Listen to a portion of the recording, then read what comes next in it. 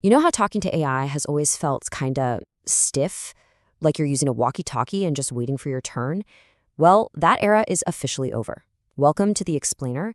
Today, we are breaking down a massive, fundamental shift in AI news.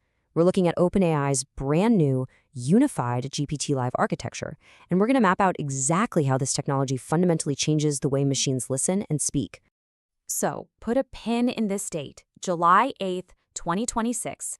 This was the official launch date of GPT-Live-1 and GPT-Live-1 Mini. And look, this wasn't just some arbitrary product update. This marks the exact moment those artificial delays in older voice AI were completely solved. Prior to this, you spoke, you waited, it processed, it spoke back. That clunky workflow, it ended right here. All right, so here is the TLDR of what we're unpacking today. GPT-Live is a unified model that completely replaces those old cascaded voice pipelines so it can listen and speak simultaneously. That's the paradigm shift. It is a total teardown of the old multi-step process, replaced with a single, unified architecture, handling raw audio in and raw audio out, all in one single pass. Here is our roadmap for this explainer. We're going to meet the new GPT-Live models, say goodbye to the old cascaded systems, check out how simultaneous listening and speaking actually works, ground the hype with some real limitations, and then cover what this means next. Let's get right into it. Section 1. Meet the GPT-Live models, or as I like to call it, the actual end of walkie-talkie AI. What's really fascinating here is how they've structured the ecosystem. It's a completely seamless rollout on the user end. GPT-Live-1 is the default for Go, Plus, and Pro tiers, while GPT-Live-1 Mini handles the free users. But look at those bottom 2 points. The reasoning backbone, the actual brain figuring out the answer, is powered by GPT 5.5 Instant. However, the voice layer is handled entirely by GPT-Live, so they've essentially separated the cognitive heavy lifting from the auditory reflexes. Section 2. Goodbye Cascaded, Hello Unified. To really appreciate this new solution, we have to look back at the wildly frustrating pain points of legacy systems. Think about the journey of a misheard word through the old 3-step pipeline. First, you have the speech-to-text module. You say a word, it mishears it. It passes that corrupted, bad text to stage 2, the LLM. Now the LLM is evaluating a completely flawed premise and coming up with a nonsense answer. Then it passes that flawed text to stage 3, the text-to-speech generation, which buffers, lags, and then robotically reads you the wrong answer. Every single stage added lag. Every stage was a chance for errors to multiply. It was just exhausting to build for. The contrast here is honestly night and day. Cascaded systems were basically walkie-talkies. You say your piece, say over, and wait. Rigid turn-taking, fragmented context. But the unified architecture, it's like a natural phone call.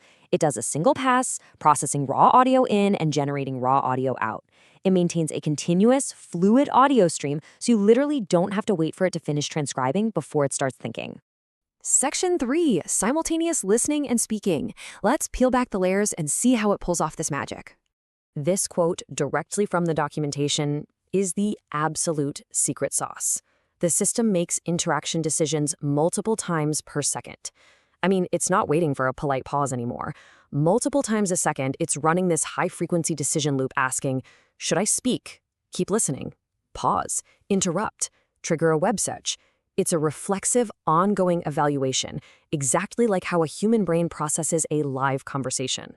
And because of that crazy fast loop, we get incredible new capabilities, real-time back and forth, accurate time perception, and definitely check out that third point, live translation without intermediate text steps. It just takes in the source audio and outputs the target audio stream directly. It naturally detects when you talk over it. Plus, for developers, the AI can trigger a tool mid-sentence without breaking context.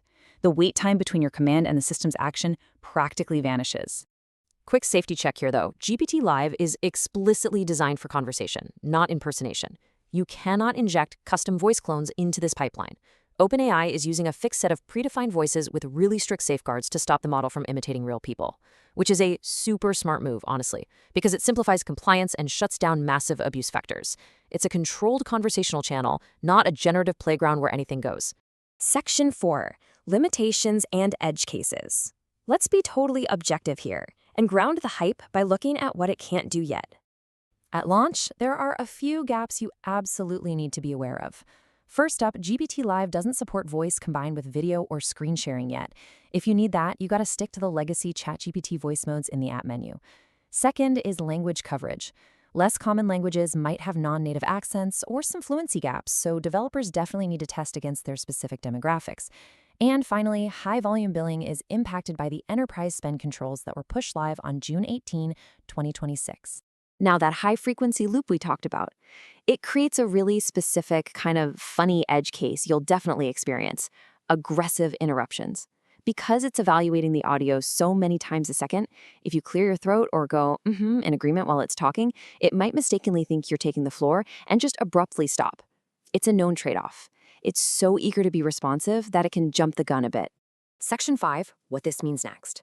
Let's bring it all home and talk about how we actually adapt to this.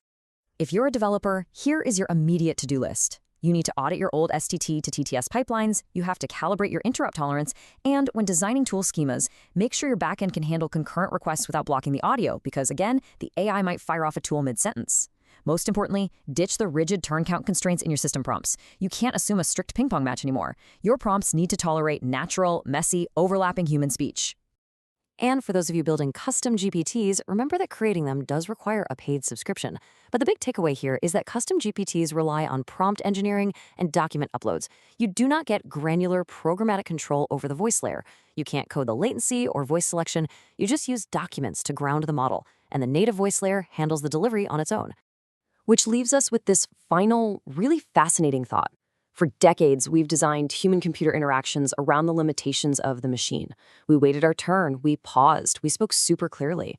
But now, how on earth will we adapt to designing apps for an AI that processes overlapping speech natively, and frankly, can finally just talk over us like a real person? It is a whole new frontier for interface design.